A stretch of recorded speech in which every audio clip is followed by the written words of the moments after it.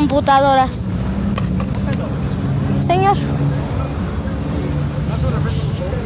Señor. Bueno, oye, ¿para qué sirven las computadoras? Entonces es una especie de multiplicador de inteligencia más que de sustitución de inteligencia. Ay, no sabré decirle. Autómatas que puedan hacer muchas labores caseras, por ejemplo, el aspirado de las alfombras en una casa. Señora, ¿le gustaría que algún día un robot haga de comer, duerma a sus hijos y lave la ropa y esas cosas? Pues, yo digo que no hay nada mejor como uno, ¿no? Que lo hiciera uno mismo. Vamos, la máquina es delirantemente rápida, ¿no? Para hacer operaciones que uno tardaría mucho y profundamente estúpida como para entender que a uno se le haya olvidado un punto y coma.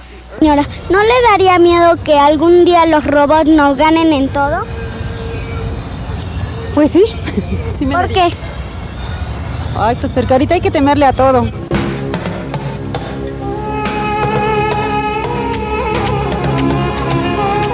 Ya están entre nosotros. Los hay trabajando en las fábricas, tomando decisiones sobre la línea de montaje.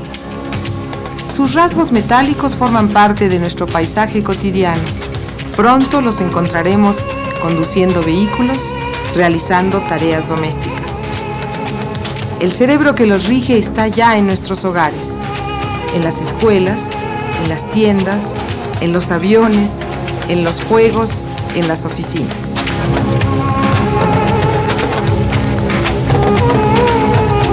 Primero se desarrollaron en nuestras fantasías. Les dimos forma con la imaginación. En 1926, por ejemplo, el director Fritz Lang realizó la monumental película Metrópolis.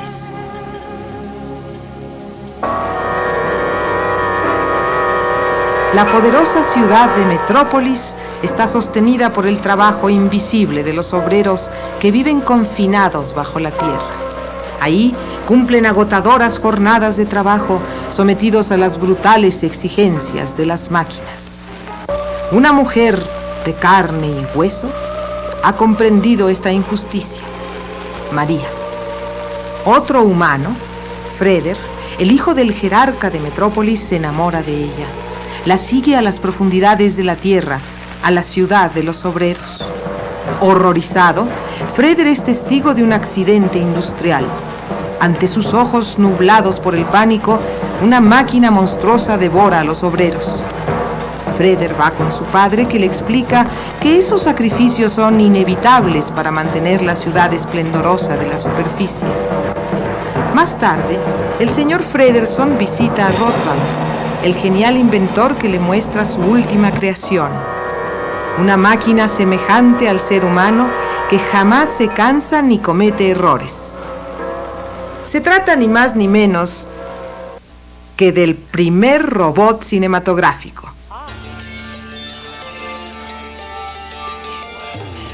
En esos años, el mundo estaba asombrado por las cadenas de montaje, por la producción masiva y, en general, el desarrollo industrial rebasaba todas las expectativas. Por eso, la imagen del robot en ese mundo tomó un carácter tan amenazador. Era alguien que venía a sustituir a los hombres y sus fuerzas eran para todos casi superpoderes.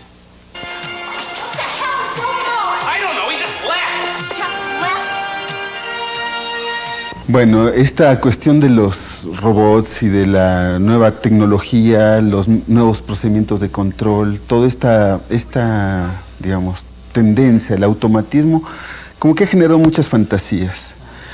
Fantasías que han sido recogidas por la literatura, por el cine, por prácticamente todo tipo de manifestaciones. Y en general tienden a dividirse en dos: las catastrofistas, estilo las utopías negativas, estilo Orwell, estilo Huxley, etcétera, ¿no? Donde la tecnología es precisamente esta fuerza alienante, terrible, destructora, etcétera. Y por otro lado, las grandes utopías positivas, donde la tecnología sería el instrumento que permitirá finalmente la liberación. Y se inscribe esto exactamente en una especie de el advenimiento del reino, en esta nueva como llegada de la felicidad, esto que anuncia finalmente la liberación, etcétera. La idea de crear máquinas capaces de realizar movimientos y acciones parecidas a las humanas es antiquísima.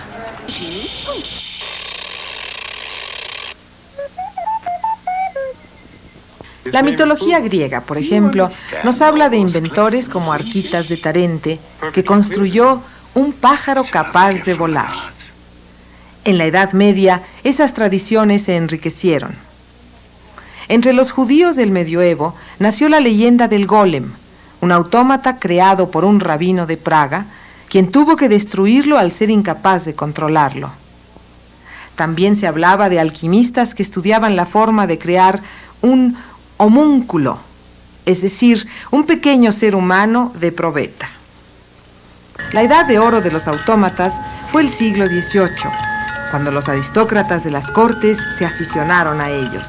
Europa se llenó de muñecos capaces de tocar una flauta, copiar un escrito o realizar un dibujo sencillo. A principios del siglo XIX se construyó un telar capaz de ejecutar distintos dibujos en las telas de acuerdo a las diferentes tarjetas o programas que se insertaran en él.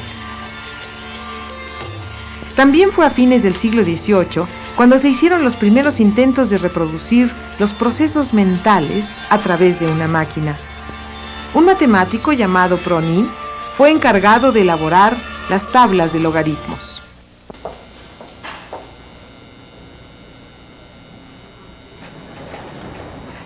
Si Prony hubiera hecho esas tablas como le habían enseñado, se hubiera tardado toda su vida, pero inventó un sistema que le permitió acabar en pocos años. El secreto consistió en descomponer el trabajo en tareas más simples, hasta llegar a algunas que podían ser hechas por medio de una máquina. Era el comienzo de la mecanización de las tareas intelectuales. Las primeras computadoras eran gigantescas y poco prácticas. Fue el empleo de los transistores, a principios de los años 60, lo que permitió que las computadoras redujeran su tamaño y aumentaran sus potencialidades. Señor, ¿para qué sirven las computadoras? Son máquinas que ayudan al progreso, es una cuestión de informática o algo así. Bueno, pues sirven para acelerar más un trabajo, para un mejor y mayor control de las cosas. Pues para mí, para nada.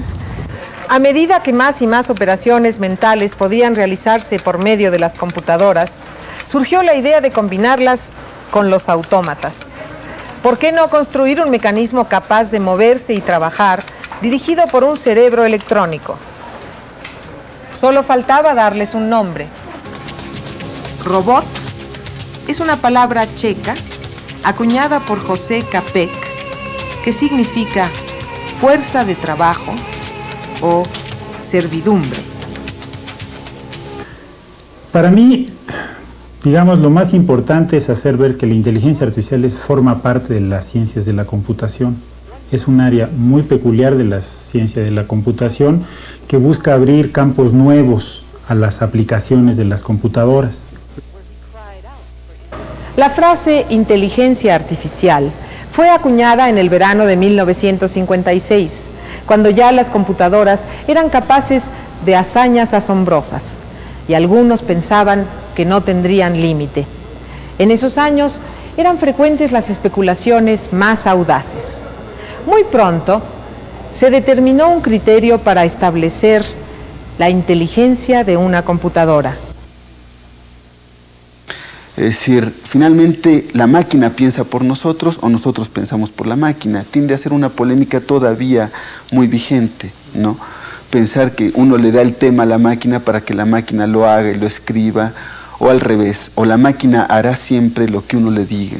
Es decir, la pugna es precisamente por la docilidad, ¿no? ¿Quién es? ¿Quién es? ¿Se subordina a quién? En realidad lo que estamos viendo es que no hay subordinación. Desde luego, la idea de que una máquina pueda ser igual o mejor que el cerebro humano resulta irritante para muchos. Ya en la leyenda medieval del golem se expresaba el horror hacia lo que parecía un sacrilegio. ¿Cómo podría un ser humano dar vida a un autómata?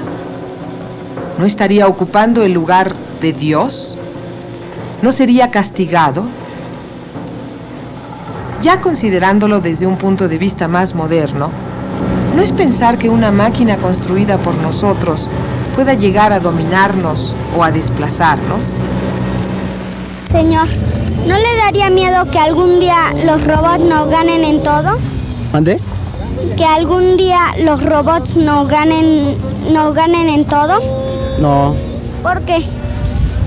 porque no sé, pero no puede ganar. Debo de Gracias. creer en Dios. Pues sí, cómo no, todo lo desconocido da miedo. Sí, ¿Por qué? pues porque se apoderarían de la raza humana. ¿Sí? ¿Por qué? No sé. Para sostener este punto de vista, un investigador ideó la metáfora del cuarto chino.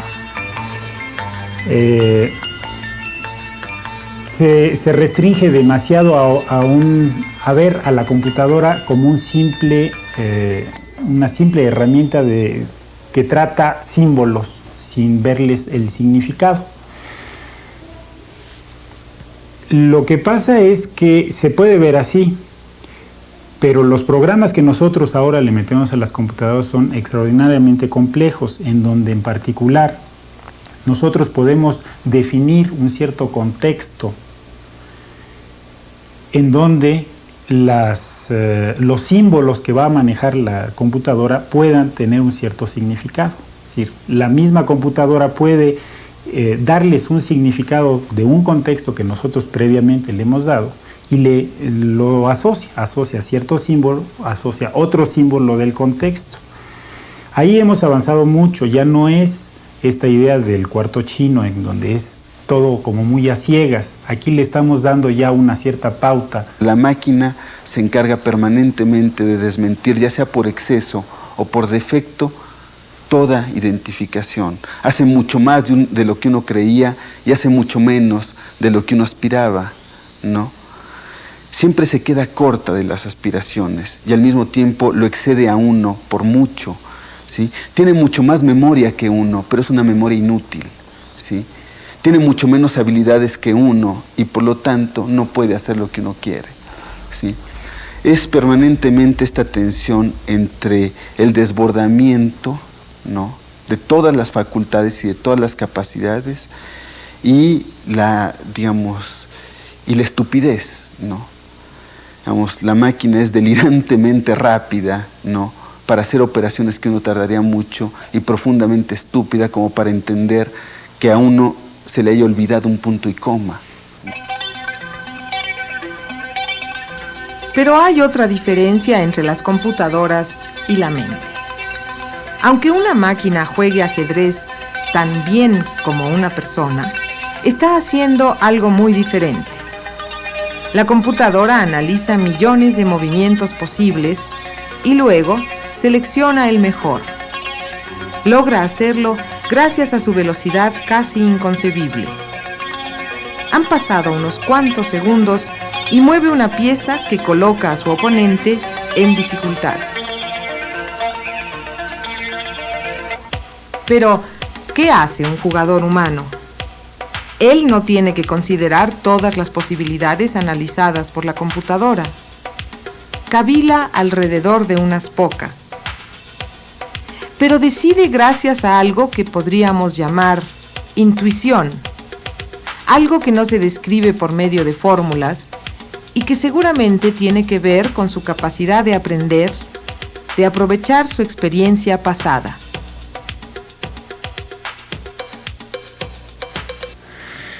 Las máquinas, por lo menos el tipo de programas en inteligencia artificial, a lo que buscan llegar es a sistemas que puedan aprender, sobre todo en los niveles más bajos de lo que quiere decir este concepto, que puedan estar tomando información y ellas solitas estar haciendo correlaciones entre las informaciones que están obteniendo y aprender cosas nuevas, detectar cosas que el programador no le había dicho. Tal vez no tiene sentido hacer estas comparaciones. Las computadoras no se enamoran, ni tienen sentimientos religiosos, pero nadie espera que lo hagan. Su capacidad de calcular a velocidades imposibles para nosotros hace de ellas instrumentos que en unas pocas décadas han empezado a cambiar nuestras vidas, quizá más de lo que imaginamos. Disculpe, señor, ¿no le daría miedo que algún día los robots no ganen en todo? Pues sí. ¿Por qué? Porque entonces habría mucho desempleo, no tendríamos trabajo ni nada. Pues un poquito. ¿Por qué? Pues porque la máquina es más potente. No. ¿Por qué? Porque el hombre siempre será superior a la máquina. La tecnología ha obligado a romper con todas las concepciones, las optimistas y las pesimistas. En general, lo que ha suscitado es un gran campo de incertidumbre, ¿no? Efectivamente, la tecnología ha permitido una nueva definición del trabajo, una nueva forma de entender las cosas, pero al mismo tiempo ha cambiado las relaciones entre los obreros, en la cultura, ha modificado profundamente las pautas de relación, los tipos de vínculo en las empresas, ha modificado las formas de trabajo, inclusive ha modificado, y esto es quizá lo más conmovedor, ¿sí?, la imagen que el hombre tenía de sí mismo, ¿no? Durante mucho tiempo, y quizá por Darwin, ¿no?, por la influencia de Darwin, la comparación obvia era el hombre y el animal, ¿no? El hombre y el mono, venimos del mono, etcétera, ¿no? Ahora, a partir de la cibernética, el hombre se vuelve un animal cibernético. Somos, curiosamente, más que a imagen y semejanza de los animales, a imagen y semejanza de las máquinas.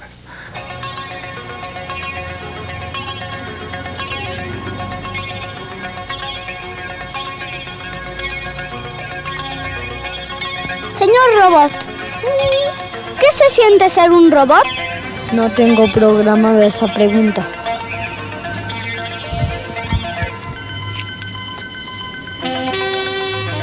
Yo diría que el objetivo fundamental de la inteligencia artificial, desde mi punto de vista, es el de proporcionar nuevas herramientas cada vez más poderosas. Es decir, que las computadoras sean más flexibles, más amigables. Por ejemplo, un objetivo importante es que nosotros nos podamos comunicar muy libremente con la computadora sin necesidad de haber estudiado nada de cómo interaccionar con la computadora, que nos pueda entender en nuestro lenguaje hablado, que si no entiende nos pregunte porque no ha entendido, que sea una manera más natural de comunicarse con la máquina.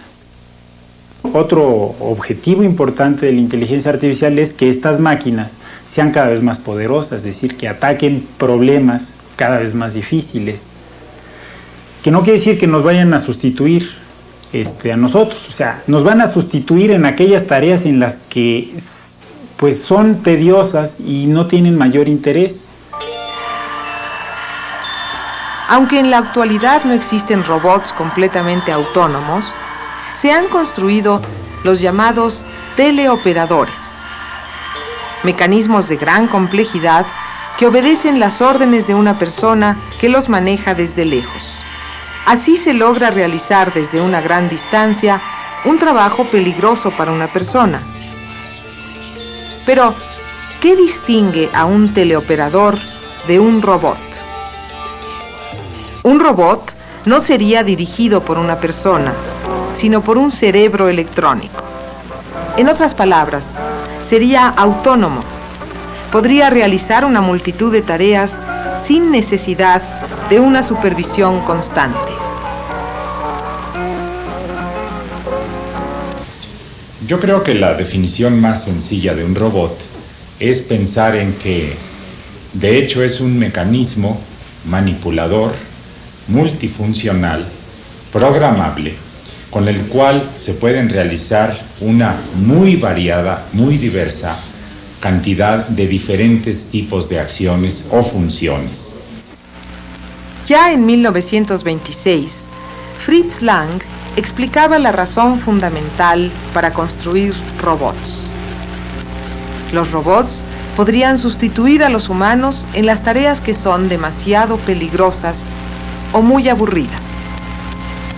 Mientras un robot se encarga de atender las líneas de montaje, las capacidades humanas más apreciables, como la creatividad y la inteligencia, quedarían en libertad para ser empleadas en forma más útil y gozosa.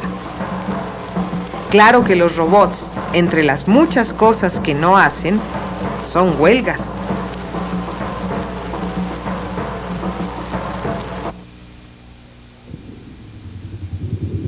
En realidad, los robots actuales están fundamentalmente pensados para poder realizar muchas maniobras que son de fabricación de piezas, que son de ensamble, que son de prueba e inclusive de empaque y almacenamiento.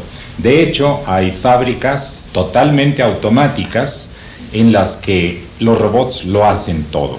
En Japón hay varias fábricas así, una de ellas fabrica motores de automóvil de varios tipos, 5 o 6 mil motores a la semana, y resulta que en esta fábrica hay más de 130 robots y no hay ningún ser humano. La fábrica funciona totalmente automatizada. Pues sí me daría miedo, porque entonces ya no tendríamos nada que hacer aquí.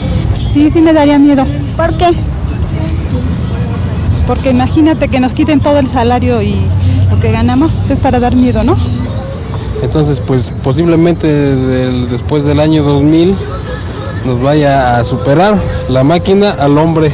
Pero en el futuro, y en el futuro cercano, hablamos dentro de los próximos 10 o 15 años, los autómatas van a poder realizar muchas funciones ya de tipo más hogareño, digamos. Por ejemplo, un autómata que cuide a los niños chiquitos, que les haga mover una sonaja, que les diga palabras para que se tranquilicen o que alarme a sus padres mediante un sistema de comunicación de radio para que ellos vengan a atender a los niños. Autómatas que puedan hacer muchas labores caseras, por ejemplo, el aspirado de las alfombras en una casa y trabajos de ese tipo que son muy interesantes desde el punto de vista de que entonces el autómata tendrá una gran aceptación y la demanda crecerá enormemente en todo el mundo. La gente está obligada a reformular su propia noción de trabajo. ¿Qué es trabajar frente a una máquina o con una máquina? ¿Sí? ¿Qué es el esfuerzo físico? La idea de esfuerzo físico ha cambiado profundamente. La idea de la noción de trabajo ha cambiado profundamente. La idea de relaciones y vínculos de cooperación ha cambiado. ¿Con quién se coopera cuando se está frente a la máquina? ¿Sí? ¿Con quién se establece el vínculo? Uno va, por ejemplo, a las maquiladoras del norte, algunas, las de más avanzada tecnología de punta, y uno ve a los obreros reposar, darse su tiempo, ir y venir, platicar, en un ambiente de extraordinaria limpieza, donde no hay esfuerzo patente físico, ¿no? Donde todo se vuelve de una delicadeza extrema, ¿no? Cada operación corporal es de una delicadeza realmente y de una exigencia además disciplinaria enorme, ¿no? Quizá ese es el punto. Es el punto de cómo la máquina en realidad va transformando la exigencia de las capacidades humanas, va obligando a otra noción del cuerpo, a cuál no sabemos. pero en realidad el cuerpo se está redefiniendo a partir de la máquina. ¿Le gustaría que algún día un robot haga de comer, duerma a sus hijos y lave la ropa y esas cosas? Híjole, la verdad que no. ¿Estás seguro?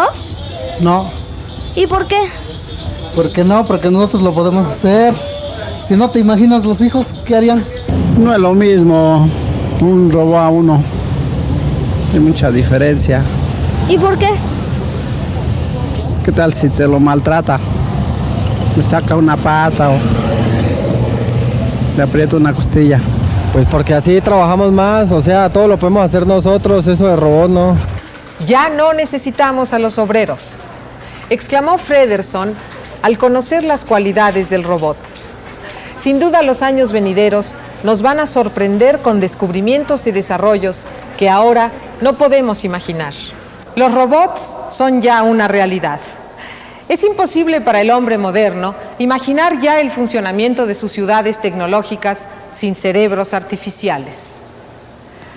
Habremos de preguntarnos de todos modos, como se preguntan filósofos y científicos, ¿los robots, esas máquinas inauditas, traen necesariamente la felicidad bajo el brazo? La respuesta no la sabemos. ¿Y tú? ¿No le daría miedo que algún día los robots nos ganen en todo? No. ¿Por qué? Porque así es el deporte. Gracias.